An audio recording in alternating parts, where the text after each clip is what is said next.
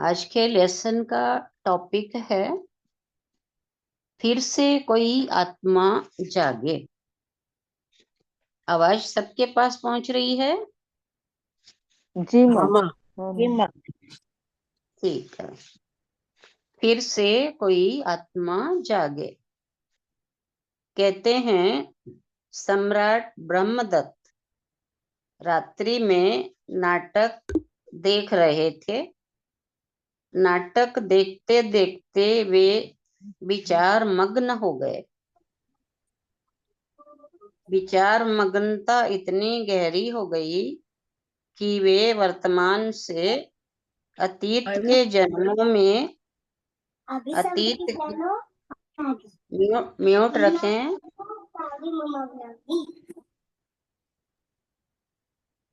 पुष्पा शराब दीदी आपका म्यूट।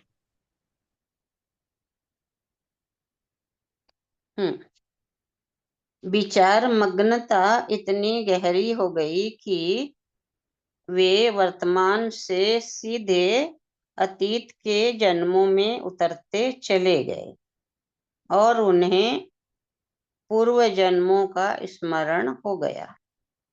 ब्रह्मदत्त अपने पूर्व जन्मों में से किसी एक जन्म के भाई का स्मरण करके दुखी हो गए। उसने देखा वह और उसका भाई पूर्व जन्म में संन्यस्त जीवन व्यतीत कर आए हैं, लेकिन मरने के पूर्व चक्रवर्ती सनत कुमार का अत्यंत वैभव पूर्ण जीवन देखकर संकल्प किया था कि आगामी जन्मों में मुझे ठीक इसी प्रकार का वैभव प्राप्त हो।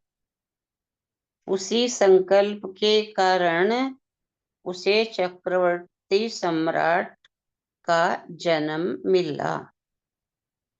अपने भाई को ढूंढने के लिए उसने एक श्लोक लिखा, लेकिन अधूरा ही छोड़ दिया। वह अधूरा श्लोक उसने हर मुंह तक दूर दूर पहुंचा दिया। ये सोचकर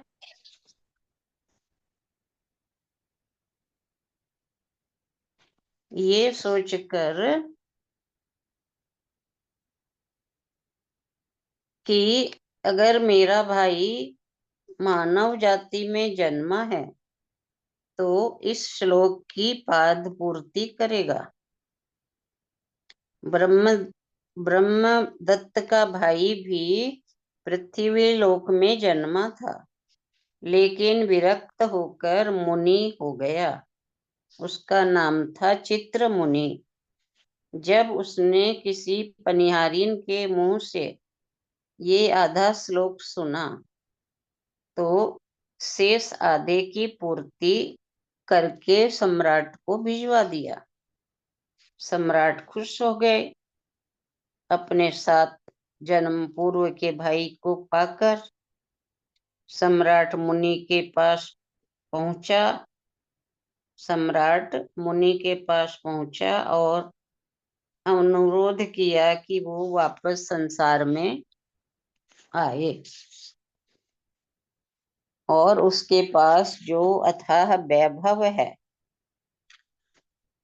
उसको स्वीकार कर आधा राज्य स्वयं वरण कर ले। संत ने उसके आमंत्रण को ठुकरा दिया। ठुकरा ही नहीं दिया बल्कि अपनी ओर से अमृतवाणी भी सुनाई। ब्रह्मदत्त को समझाया कि वह इस साम्राज्य से, काम भोग से स्वयं को अलग करते हुए परमात्मा पथ का, संयम पथ का अनुसरण करे। लेकिन ब्रह्मदत्त अपने भाई चित्रमुनि की बात स्वीकार न कर पाया। सम्राट ने कहा, जल से दलदल में फंसा हाथी स्थल को देखकर भी किनारे नहीं पहुंचता, वैसे ही हम कामी, क्रोधी, लालची, आसक्त जन जानते हुए भी संयम का मार्ग अनुसरण नहीं कर पाते। तो जब चित्र मुनि ने देखा कि उनके लाख समझाने के बावजूद ये नहीं मान रहा, तो अंतिम संदेश के रूप में बोले, राजन, तू काम भोगों को छोड़ने में असमर्थ है तो आर्य कर्म कर, धर्म में स्थित होकर सब जीवों के प्रति दया करने वाला बन, जिससे कम से कम तू देव तो हो सके। ब्रह्मदत्त और चित्रगुप्त का जन्मों जन्मों का संबंध।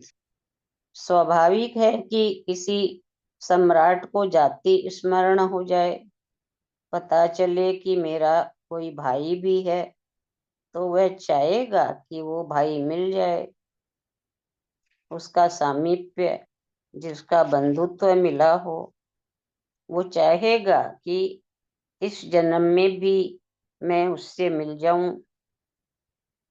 2 वर्ष के बिछड़े हुए से मिलने पर भी हमारी आंखें भर आती है, तो कल्पना करो 7-7 जन्मों के पुराने किसी मनमीत का मिलन हो तो कितना प्रसन्न होगा।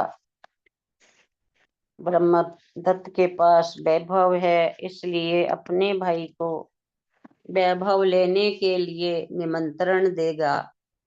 चित्र मुनि के पास संन्यास और वैराग्य है, इसलिए वो उसको विरासत में सौंपेगा। यही 2 मित्रों के मध्य यह विरोधी निमंत्रण है। एक वैभव देना चाहता है, दूसरा एक वैभव देना चाहता है, दूसरा वैराग्य। एक निमंत्रण राग के लिए है, दूसरा वीत राग के लिए। दोनों में से एक तो परास्त होगा ही, एक का निमंत्रण तो अस्वीकार होगा ही। लेकिन यहाँ न तो ब्रह्मदत्त अपने मित्र के निमंत्रण को स्वीकार कर रहा है और न चित्र मुनि ब्रह्मदत्त के। जिसके पास जो है वो वही देगा। कृष्ण के पास महल है तो महल देंगे, सुदामा के पास चावल है, चावल के सत्तू हैं तो वही देंगे। जिसके पास जो है वही मूल्यवान है। कृष्ण के लिए महलों का मूल्य नहीं, लेकिन सुदामा के लिए सत्तू का मूल्य है। महावीर के पास उनकी पुत्री प्रियदर्शना जाकर कहे, आप मुझे विरासत में क्या देंगे पैतृक संपत्ति के रूप में।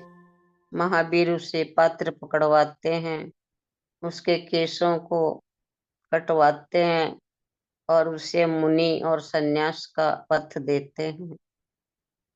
जैसे बुद्ध ने यशोधरा को दिया, पुत्र राहुल को दिया। भव भव में यदि तुम्हें ऐसा ही वैभव उपलब्ध होता रहेगा, तब भी तुम अतृप्त ही मरते रहोगे। इस धरती पर कभी कोई तृप्त हुआ है? अतृप्त अपूर रहा है मनुष्य का मन। अभी काफी बाकी है।